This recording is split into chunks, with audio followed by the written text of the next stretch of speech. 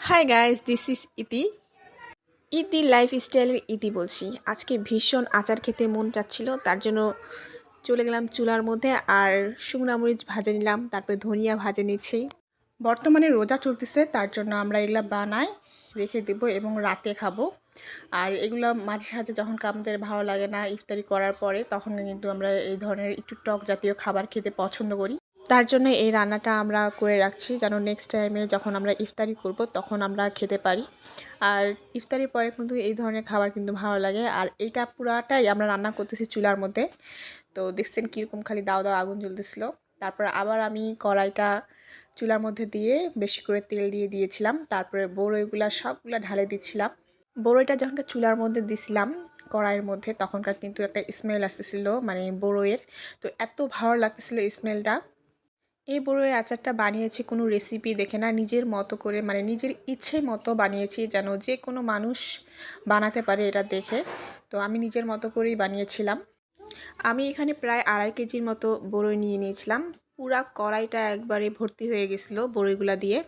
কড়াইয়ের মধ্যে পুরো বড়ইটা দিয়ে ভালো মতো নাড়াচাড়া করে নিতে লাগবে। বড়ই থেকে যে পানিটা আসে সেটা সম্পূর্ণ আগে চুষে নিবে। তারপর হলো আমরা প্রায় 1/2 কেজির একটা গুড় প্রথমে দিয়ে দিয়েছিলাম।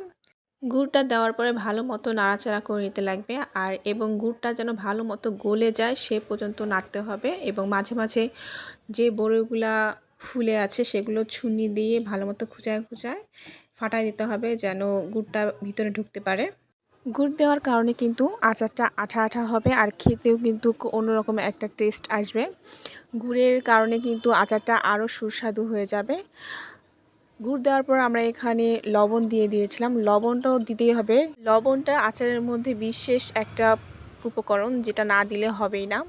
গুড় আর লবণটা দিয়ে দেওয়ার পরে ভালো মতো নাড়াচাড়া করে নিতে হবে, যেন দুটাই ভালো মতো মিক্সড হয়ে যায় এবং গুড়টা যেন গলে যায়। গুড় আর লবণটা দিয়ে দেওয়ার পরে আমরা ভালো মতো নাড়াচাড়া করে নিয়ে এখন আমরা ধনিয়া গুঁড়োটা দিয়ে দেবো। ধনিয়া গুঁড়াটা কিন্তু আমরা প্রথমেই ভাজে নিয়ে গুঁড়া করে নিয়েছিলাম। তারপরে এটা দেওয়ার পরে আবার ভালো মতো নাড়াচাড়া করে নিতে হবে। আচার করতে গেলে কিন্তু অনেক খরচ, কারণ একটা জিনিসে কখনো কিন্তু একটা সুস্বাদু জিনিস কিন্তু বানাতে পারবেন না। আচার করতে তেল লাগে, চিনি লাগে, গুড় লাগে, বিভিন্ন রকমের মশলা লাগে, নাহলে কিন্তু সেই জিনিসটা কিন্তু ভালো হয় না। তারপর এখানে আমরা প্রায় 1 কেজির মতো চিনি দিয়ে দিয়েছিলাম, মানে টোটাল আচারটার মধ্যে আমরা 1.5 কেজির মতো মিষ্টি ব্যবহার করেছিলাম। তারপর এখানে আমরা 5 ফোড়ন দিয়ে দিয়েছিলাম। 5 ফোড়নটা আমরা ভেজে তারপর পিষে নিয়েছিলাম, তার গুঁড়াটা আমরা এখানে ইউজ করেছি। তারপর একটা ঘুটনি দিয়ে সুন্দর করে বড়ইটাকে একবারে ঘুটে দিয়েছি, যেন একবারে গলে যায়, সম্পূর্ণ ফেটে যায়, একবারে এলোমেলো হয়ে যায়, যেন মশলাটা চলে যায়। তার পরিশেষে শুকনো মরিচটা গুঁড়া করে রেখেছিলাম, সেই শুকনো মরিচটার গুঁড়োগুলা দিয়ে দিয়ে ভালো মতো নাড়াচাড়া করে আচারটা আমরা রেডি করে ফেলেছিলাম। এই তো আমাদের আচার রেডি হয়ে গেছে। তো এরকম আপনারাও বানিয়ে ফেলতে পারবেন বাসার মধ্যে।